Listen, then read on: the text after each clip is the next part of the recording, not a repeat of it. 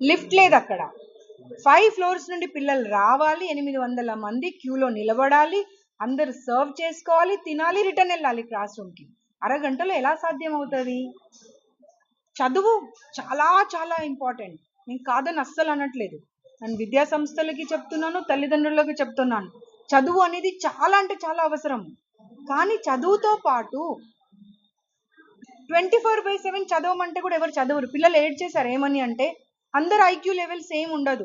ఒకరు చదువుతున్నారని చెప్పి వాళ్ళతో కంపేర్ చేసి మమ్మల్ని బూతులు తిడుతున్నారు. వాళ్ళతో కంపేర్ చేస్తే మేము చదవలేము, మమ్మల్ని ఏం చేసినా మేము చదవలేము, మేము మా కెపాసిటీ ఇంతేనే అన్నప్పుడు వాళ్ళ మీద భారం వేస్తే వాళ్ళ పరిస్థితి ఏమైపోవాలి? చాలా మంది పిల్లలకి వాటర్, మెయిన్గా వాటర్ చెప్పాలి, తాగే నీళ్ళలో కూడా పురుగులు వస్తున్నాయంట, కాక్రోచెస్ వస్తున్నాయంట. ఆ వీడియోస్ కూడా మీరు అన్ని తీశారు, ఆ వీడియోస్ అన్ని మీరు షేర్ చేయండి. ఏ ఫ్లోర్లో కూడా వాటర్ ఫెసిలిటీ లేదు, ఎక్కడో కింద పెడతారు, అక్కడ దాకా వచ్చి నీళ్ళు తీసుకొని వెళ్ళాలి వాళ్ళు. రాత్రి 10 గంటలకు గ్రిల్ క్లోజ్ చేసేస్తే మళ్ళీ పొద్దున వరకు గ్రిల్ ఓపెన్ చేయరు. సో వాళ్ళకి దాహమైనా ఏదైనా కానీ మళ్ళీ వాళ్ళ కింద వరకు వచ్చి నీళ్లు తీసుకొని వెళ్ళేటువంటి పరిస్థితి లేదు. ఎన్ని ప్రాబ్లమ్స్ అంటే ఏ ప్రాబ్లం గురించి చెప్పాలో అర్థం కావట్లే. మెడిసిన్స్ ఎక్స్పైర్ అయిపోయినటువంటి మెడిసిన్స్ ఇస్తున్నారట. 3 టాబ్లెట్స్ ఉంటాయంట, ఒకటి డోలో 650, ఇంకొకటి లాక్టోకాలమైన్, స్కిన్ ప్రాబ్లం వస్తే జిందా తిలిస్మాల్. ఎవరికి ఏ ప్రాబ్లం వచ్చినా దాన్ని తాగిపిచ్చేసి పంపించేస్తున్నారంట. ఒక అమ్మాయి లంగ్స్ ప్రాబ్లం అయిందంట, ఇదే ఫుడ్ తిని తిని ప్రాబ్లం వస్తే ఆ అమ్మాయి బ్లడ్ వామిటింగ్స్ చేసుకుంటే కూడా ఆ జిందా తిలిస్మాత్ వాటర్లో వేసి అదే తాగిపిచ్చేసి నీకేం కాలేదు, చదువు తప్పించుకోవడానికి డ్రామాలు చేస్తున్నామని మాట్లాడారంట. సార్ వాళ్ళు చదువుకోవడానికే వచ్చారు, తప్పకుండా మీరు గురువులు దైవంతో సమానం, నేను చెప్తున్నాను. నేను గురువులను కూడా కించపరచట్లేదు, తగ్గించట్లేదు, గురువులు దైవంతో సమానం. కానీ ఆ పిల్లల మానసిక స్థితిని చూసి, వాళ్ళ ఐక్యూ లెవెల్స్ని చూసి వాళ్ళకి మనం చదివించాలి. అంతేగాని రాత్రి 10గా ఒక్కొక్క క్లాస్ 3 అవర్స్ ఉంటుందంట, 3 అవర్స్ మధ్యలో ఎవరికైనా టాయిలెట్ వచ్చినా వాష్రూమ్ వచ్చినా వెళ్ళకూడదు.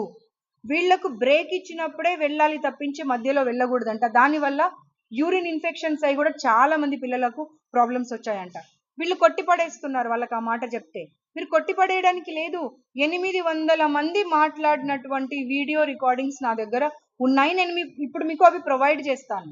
చూస్తాము వాళ్ళ కండిషన్ ఎలా ఉంది అనేటువంటి ఆలోచన వాళ్ళు చేస్తున్నారా, లేకపోతే చేసిన తర్వాత కూడా ఈ విద్యా సంస్థలు వాళ్ళని అలౌ చేయట్లేదా? ఒకవేళ అలౌ చేయకపోతే ఇక మీదట మాత్రం మీరు ఎక్కడ మీ పిల్లలను చదివించినా తప్పకుండా సర్ప్రైజ్ విజిట్ చేసినప్పుడు మమ్మల్ని వాళ్ళ క్లాస్ రూమ్లోకి, వాళ్ళ బెడ్రూమ్లోకి, వాళ్ళ బాత్రూమ్స్ అన్నీ చూసేటువంటి పరిస్థితి కల్పిస్తేనే వేస్తాము అనేటువంటి ఆలోచన చేయండి. కేవలం చదవడము, ర్యాంక్స్ రావడమే కాదు, వాళ్లకు కావలసినటువంటి మానసిక ఆ మనోధైర్యం కానివ్వండి, మానసిక స్థితిని కానివ్వండి, దానిని కూడా చూసుకోవాల్సినటువంటి అవసరము విద్యా సంస్థలకు ఉంది, తల్లిదండ్రులకు ఉంది. సో సాడ్ టు సే, మీరు గనక నాతో పాటు వచ్చుంటే, ఒక రిపోర్టర్ వచ్చారు, మీ పేరు ఏంటి బాబు? కృష్ణ. నేను 2:30కి వచ్చాను, ఇప్పుడు ఎంత 7:40 అవుతుంది. 800 పిల్లలు ఉంటే 800 మంది పిల్లలు, 800 మంది పిల్లలు పర్సన్ టు పర్సన్ ఇంటరాక్ట్ అయ్యారు నాతో. పర్సన్ టు పర్సన్ ఇంటరాక్ట్ అయ్యి అసలు వాళ్ళ బాధ చెప్తుంటే నిజంగా బాధేసింది.